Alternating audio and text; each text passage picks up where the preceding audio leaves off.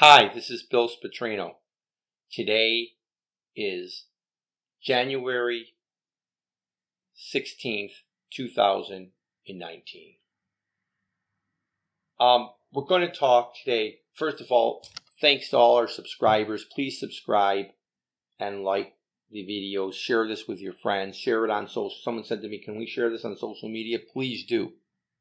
Listen to as many hours, the more hours I get, the more hours that YouTube, the more hours we produce and we have people listening to, the more people that YouTube turns you on to through what's called impressions. And the more minutes listened to, eventually we'll get out to a bigger crowd and keep our subscribers going. You know, Facebook has suspended me for 30 days because I called someone. I said something was comic relief, and they said it was hate speech. Okay, they're threatened by. Like I said in the last episode, we were talking about the deep state. We're talking about the Chinese manipulating the markets. This is stuff that the average person, you couldn't put this on a regular news channel. Okay, they don't want to. They go after your advertisers. I don't have any advertisers, so you can't go after them, and you can't get me fired. I make my boss an enormous amount of money, and I don't need to work, but I do it. And he's not going to get rid of me. Okay, the left has tried, and the right has tried to get rid of me, and it hasn't worked. I'm doing this as a patriot, and I'm motivated by other people. The person we're going to, we usually talk about politics first, and again, we talk about politics, we talk about investing, and we talk about sports. This is a great, if you're busy, someone asked me, Bill, who's your target market? I know a lot of the things you already say, and that's good that you know it, but, when I watch the Three Stooges, I know what's going to happen too, but I still enjoy watching it, okay? This is an entertainment thing. We're trying to educate you, but what I want is a lot of folks are really busy. They work a lot. They don't have time, or they're not based in sports. They're not based in politics. They're not based in investing. And this gives them a chance to contribute. Again, I've talked to so many. I mentioned on the last issue about how many people, and I got 4 or 5 emails right away from people saying the exact same thing, that they were talking about the plunge protection team. They were talking about the Chinese manipulating our markets, the deep state. They're talking about how Ruth Ginsburg's health is bad.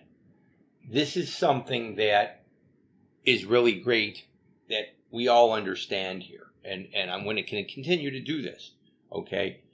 Today we're going to talk about Brian Kolfage. Okay. Brian is an amazing man. Okay. He was born in Detroit. He grew up in Hawaii. The Air Force sent him to Iraq. Okay. He did some high security, some high profile missions.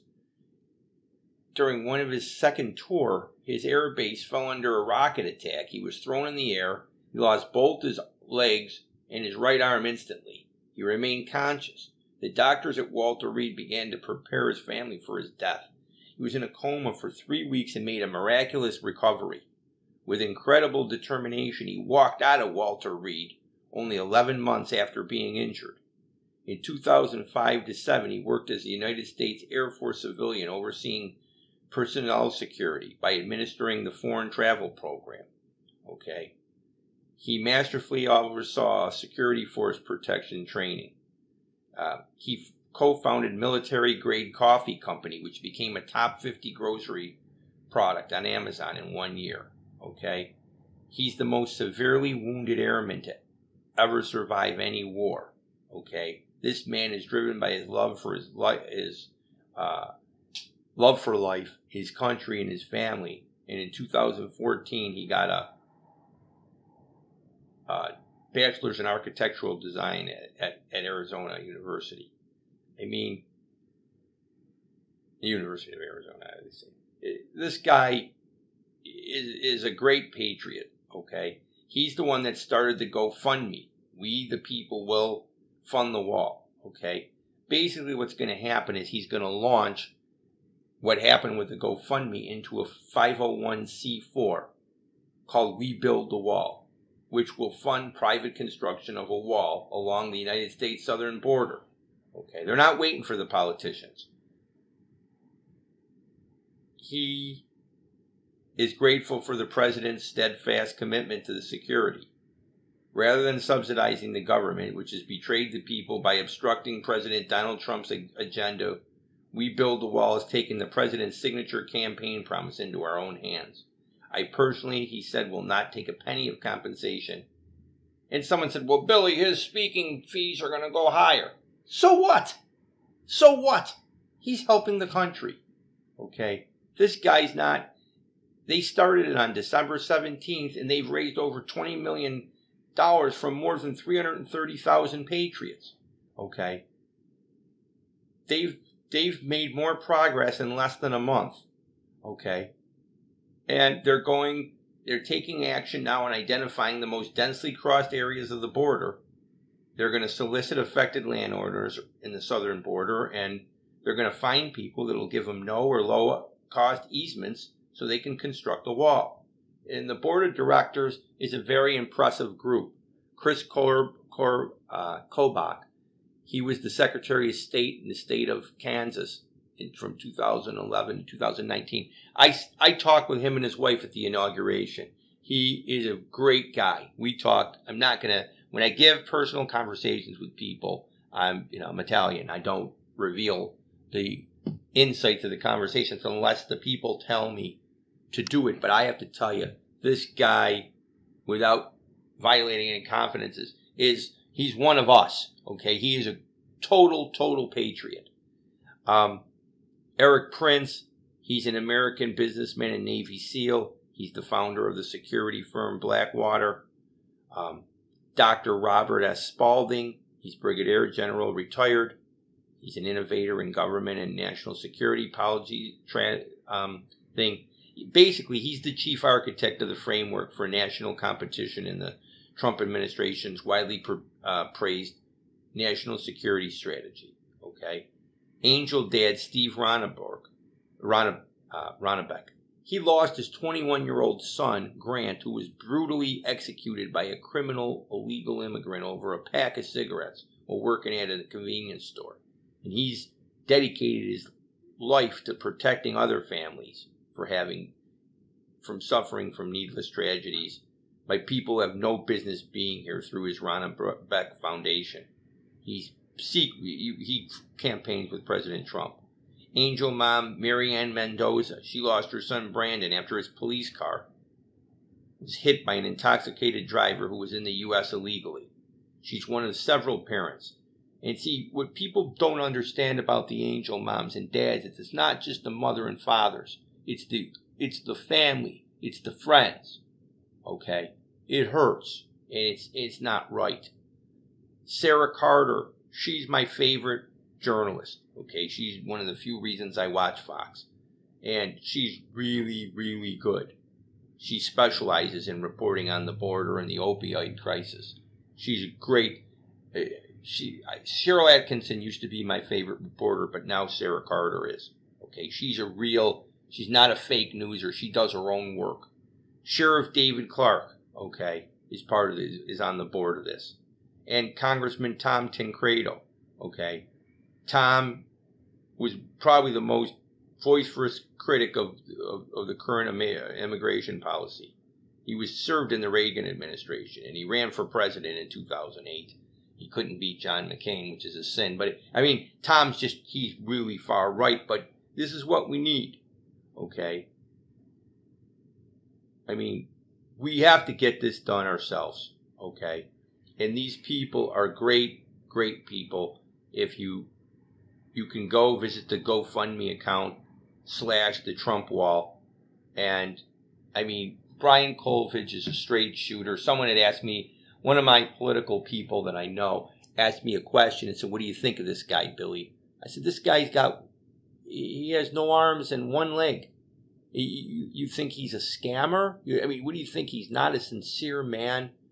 So I listened to him talk for 3 minutes and I knew that he was straight. I told my friend, I said, this guy's as honest as the day is long.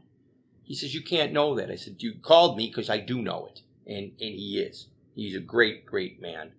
And he's a great patriot. Please support this as much as you can. As far as the stocks go, the market is becoming more stable now. And I said in the last episode I would explain how I know that things are going positive. How I know it is there's two tells in a stock market, and this is something that you will not hear on television, but it's the truth, is that the semiconductors, those are like your Micron, your Lam Research, your AMAT, which is Applied Materials, their stocks are going up in value, okay? Even though the stock market, like last Friday, the market was down. It was the first down day we had in how many days. And sure enough, those stocks were positive. They were positive because the stocks that lead us down, that let us down first, they do a lot of business with China. That's how you know the progress is going good with the Chinese trade deal. I've had a bunch of other guys tell me off the record that they're in manufacturing, and they told me that a lot of their clients are, I'll actually read you a text that somebody sent to me, okay? They said, manufacturing, domestically, they've never seen it stronger. The tax cuts and the depreciation perks are still not reflected in the economic reports. Big companies are buying equipment and it's trickling down to the small company. All our customers are booked for most of 2019, which is, except oil and gas, which I don't own those stocks, which is dead. Very quietly, big companies are reshoring to hedge against China closing us out. Trump's plan is working. The only hitch is it's creating a definite wedge with China, which hopefully doesn't resort into a war. And he also said another thing not reported, all small Asian countries that hate Big Brother China are gearing up hard. Okay? And there's also some other information I can't talk about. But basically, don't worry about a war with China. One of our listeners here told me, he said, Bill, China couldn't beat Japan in a war right now. Okay, they want to take over the world, but they're not ready to do it yet. And as long as we continue to keep doing what we're doing, but the other information besides the semiconductors is the yuan against the dollar is becoming the dollar's becoming weaker. See, what China did when we put the tariffs on, they lowered their dollar. And that's part of the reason that Apple and all these companies had to report lower sales. They didn't realize that they were going to manipulate their currency to the extent that they did. Now that they're doing all these negotiation with the United States, the yuan, I believe that's part of the negotiation that's going on. Okay? I believe there will be a trade deal. It will be announced probably at the end of February. And I believe that the stock market will continue its ascent up because of all this. The last thing we're going to talk about with the football is the Browns head coach. I saw this guy named Mike Florio or somebody from footballtalk.com, and they basically ran down the Browns' choice of a head coach, Freddie Kitchens. Folks, everyone that knows me knows that I said I'd first wanted Mike McCarthy from the former Green Bay coach because I knew he knew Dorsey. But I said to people, if Freddie Kitchens wants to be a head coach, you can't let him go, okay? And supposedly Dorsey wanted him. This other guy, D. Podesta, who reports to Haslam, wanted the Vikings offensive coordinator. And who broke the tie? Baker Mayfield, okay? See, Baker Mayfield, since Kitchens was put in, he went 180 completions for 263 with 68%. He was barely sacked. He wasn't even hit a lot. He threw for 2,254 yards, 19 TDs, 8 interceptions, which is like 282 yards a game. Okay? He got over 2 touchdowns a game. He broke the rookie record. And it wasn't just him. Nick Chubb had 788 yards in 8 games. Okay? He scored 5 touchdowns in that time frame. He averaged 5.63 yards a carry. Okay, and he broke the Browns rookie record, not by Jim Brown, but by Trent Richardson, and he did it in 80 less carries. And see, folks, this is the thing. When the season started, both these guys were on the bench. They didn't even get all the reps. Okay, what's going to happen when this guy has all year to prepare, all winter? Baker gets in with all his receivers. Dorsey goes out, and then other teams, players never wanted to come to Cleveland. They're going to come. Okay, this was a great hire. Freddie Kitchens, he fits in Cleveland. They're blue-collar guys. Okay, Freddie Kitchens was Mr. Football in Alabama. Okay, he's a smart guy. He played quarterback. He studied under Bruce Arians. He studied under Bill Parcells. Okay, this isn't just some guy who came to town in a turnip truck. And the people here in Cleveland love his straight talk. His offensive, one of my friends, he told me I could mention his name, Matt Palumbo. His dad played for the Browns. Very intelligent. One of the most intelligent people you'll ever talk to about football. I wish he could be a football coach because he knows personnel like nobody's business. He told me he's the defensive coordinator. That's his strength of the ball. He said to me, he said, this guy's offensive skills are just amazing. He said, I'd hate to go up and match wits with this guy. Okay, and he's a smart guy. And it's the Freddie Kitchens knows there's an intangible when you talk to somebody. I can see he has the ability to get this done. Okay, the players love him. You know what he did first thing he started? And those of you that played on the line will understand this. He went to the linemen. Those are the people, in case you don't know, who block for the quarterbacks. And he asked them, he said, give me your favorite plays. Give me 5 of your favorite plays that you want to see run. I mean, coaches don't do that. Okay? The guy that we had before us, they called him Hugh Jackson. I call him Huge Jackass.